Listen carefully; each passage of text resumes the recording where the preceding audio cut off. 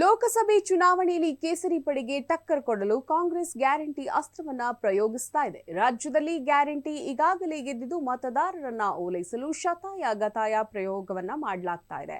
ಕಾಂಗ್ರೆಸ್ ನಾಯಕ ರಾಹುಲ್ ಗಾಂಧಿ ನೇತೃತ್ವದ ಭಾರತ ಐಕ್ಯತಾ ನ್ಯಾಯ ಯಾತ್ರೆಯು ಹಲವು ರಾಜ್ಯಗಳಲ್ಲಿ ಈಗಾಗಲೇ ಸದ್ದು ಮಾಡ್ತಾ ಇದೆ. ಪಂಚ ಗ್ಯಾರಂಟಿಗಳನ್ನ ಕರುನಾಡಿಗೆ ಕೊಟ್ಟು ಕೈ ಸೈ ಎನಿಸಿಕೊಂಡಿದೆ. 5 ಗ್ಯಾರಂಟಿಗಳಾದ ಶಕ್ತಿ ಯೋಜನೆ, ಗೃಹಲಕ್ಷ್ಮಿ, ಗೃಹ ಜ್ಯೋತಿ, ಅನ್ನಭಾಗ್ಯ, ಯುವ ನಿಧಿ ಕರ್ನಾಟಕದ ಜನತೆಗೆ ತಲುಪಿದೆ. ತಾಂತ್ರಿಕವಾಗಿ ಕೆಲವು ದೋಷಗಳು ಕಂಡುಬಂದರೂ ಅದನ್ನ ಹೊರತುಪಡಿಸಿ ಯೋಜನೆಗಳು ಕರ್ನಾಟಕದಲ್ಲಿ ಜನರಿಗೆ ಇಷ್ಟವಾಯಿತು. ಲೋಕಸಭಾ ಚುನಾವಣೆಯ ಹೊಸ್ತಿಲಲ್ಲೇ ಕೈನಾಯಕ ರಾಹುಲ್ ಗಾಂಧಿ ಇಡೀ ದೇಶದ ನಾಗರಿಕರಿಗೆ ಪಂಚ ಭರವಸೆಗಳನ್ನ ಜನತೆಗೆ ನೀಡಿದ್ದಾರೆ. ಅವುಗಳು ಯಾವೆಂದರೆ ಮಹಾಲಕ್ಷ್ಮಿ, ಆದಿ ಅಬಾದಿ ಪುರಹಕ್, ಶಕ್ತಿ ಕಾ ಸಮ್ಮಾನ್, ಆದಿಕರ ಮೈತ್ರಿ, ಸಾವಿತ್ರಿಬಾಯಿ ಪುಲೆ ಹಾಸ್ಟೆಲ್, ದೇಶಾದ್ಯಂತ ಆರ್ಥಿಕವಾಗಿ ಹಿಂದುಳಿದಿರುವ ಕುಟುಂಬದಳ ಮಹಿಳೆಯರಿಗೆ ಪ್ರತಿ ವರ್ಷ 1 ಲಕ್ಷ ರೂಪಾಯಿ ಹಣಕಾಸಿನ ನೆರವು.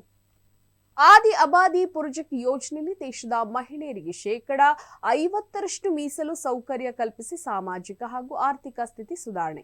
ಶಕ್ತಿ ಕಾ ಸಮ್ಮಾನ್ ಅಂದ್ರೆ ಅಂಗನವಾಡಿ ಕಾರ್ಯಕರ್ತೆಯರಿಗೆ ಪ್ರತಿ ತಿಂಗಳು ಮಾಸಿಕ ವೇತನ, ಅಧಿಕಾರ ಮೈತ್ರಿಯಲ್ಲಿ ಕಾನೂನು ಸಹಾಯಕರ ನೇಮಕ ಮಾಡುವ ಭರವಸೆ. ಇನ್ನು ಕೊನೆಯದಾಗಿ ಸಾವಿತ್ರಿಬಾಯಿ ಪುಲೆ ಹಾಸ್ಟೆಲ್, ದೇಶದ ಪ್ರತಿ ಜಿಲ್ಲಾ ಕೇಂದ್ರಗಳಲ್ಲೂ ಮಹಿಳಾ ಹಾಸ್ಟೆಲ್ ನಿರ್ಮಾಣ.